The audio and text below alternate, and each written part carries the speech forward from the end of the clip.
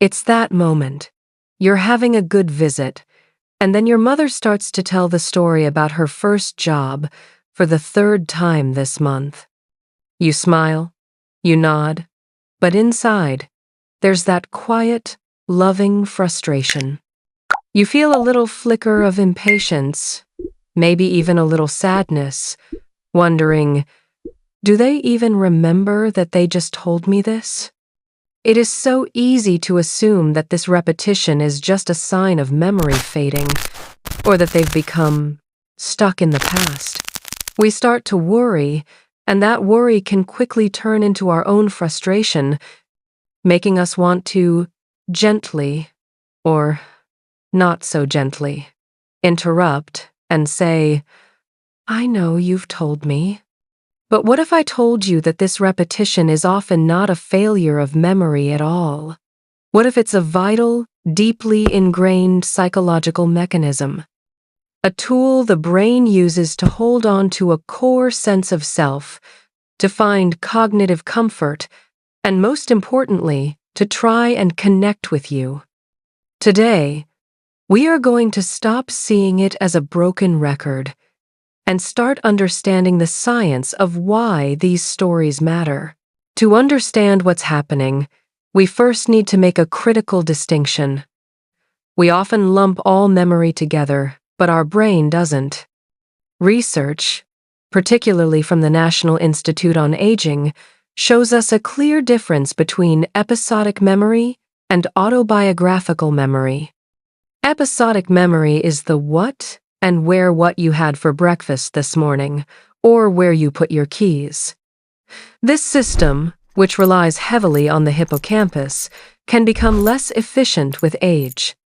This is the part of memory that might be causing them to genuinely not remember that they told you the story 10 minutes ago. But the stories themselves, those come from a different place. That is autobiographical memory, the story of I. It's the collection of narratives that define who we are, where we came from, and what we stand for.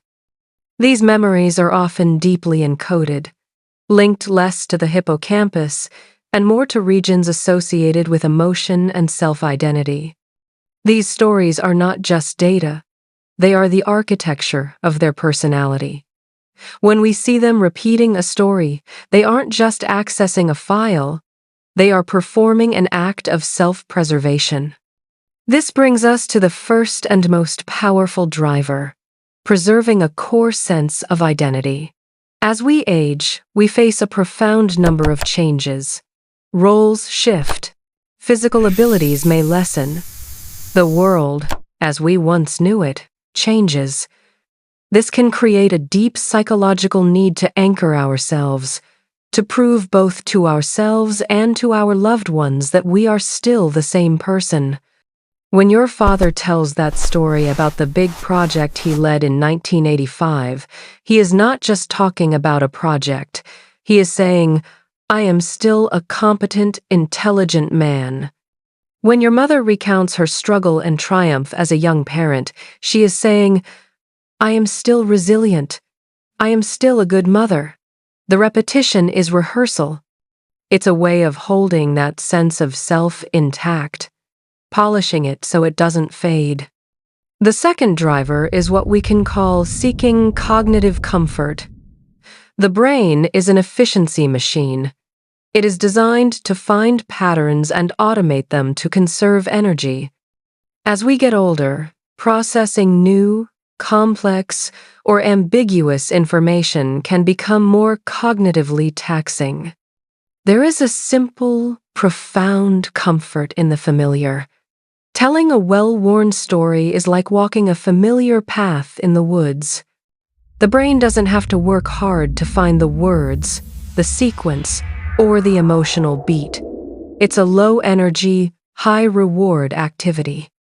In a world that might feel increasingly fast or confusing, retreating to a story where they know the beginning, the middle, and the end provides a feeling of mastery and safety. It's a win. It feels good. And this leads to the third driver, which is perhaps the most important for us to understand. Using stories as a primary tool for emotional connection. Think about how we connect with others. We share experiences. We share values. We share emotions. For an older parent, a story from their past is often the only way they know how to share a piece of themselves with you right now. They may not know how to talk about their current feelings of anxiety or their complex emotions about aging, or even just how much they enjoy your presence. But they do know how to tell the story about their wedding day. That story isn't about the wedding anymore.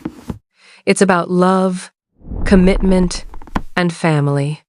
It's their way of handing you a feeling packaged in a narrative. When they repeat it, they are often trying to re-establish that same emotional bond. They are asking, "Do you see this? Do you feel this with me?" It's an invitation, often hidden inside a story you already know by heart. So, we have the why. We understand that these repeated stories are not a failure, but a profound function of identity, comfort, and a deep-seated need to connect. But what do we do? How do we honor that, while also managing our own very real feelings of frustration? This is where we shift from science to strategy. The goal is to move from being a passive, frustrated audience to an active, compassionate listener. The first strategy is to listen for the emotion, not the plot. We get stuck because we're hearing the plot again. We know how it ends. We know the characters. So, in our minds, we're fact-checking or just tuning it out. I invite you to try something different. Ask yourself, what is the feeling my parent is trying to share with me right now? The story is just a vehicle. The emotion is the cargo. Is the story about their first job really about the job? Or is it about competence and pride? Is the story about raising you as a child really about the logistics? Or is it about love and purpose? When you start listening for the emotion, the story becomes new again. You can respond to the feeling, not the facts. You can say, "It sounds like you were incredibly proud of that moment," which validates them on a level that just nodding never will. Second, the most powerful tool you have, ask new questions about the old story. This one strategy can transform the entire dynamic. It breaks the familiar loop. It shows them you aren't just enduring the story, but that you are curious. When the story starts, lean in. Wait for a familiar beat, and then gently interject with a doorway question. For example, "Dad, you always tell me about the day you got that promotion, but I've always wondered, who was the first person you told?" Or, "Mom, I know that was a really hard time when you first moved, but you never mention, what did the house smell like? What was the one thing that made you laugh that week?" These questions do two things. They validate the memory as important, but they also invite your parent to step off the well-worn path for a moment. You might be shocked at the new details, new memories, and new conversations that emerge. Finally, the third strategy is the compassionate redirect.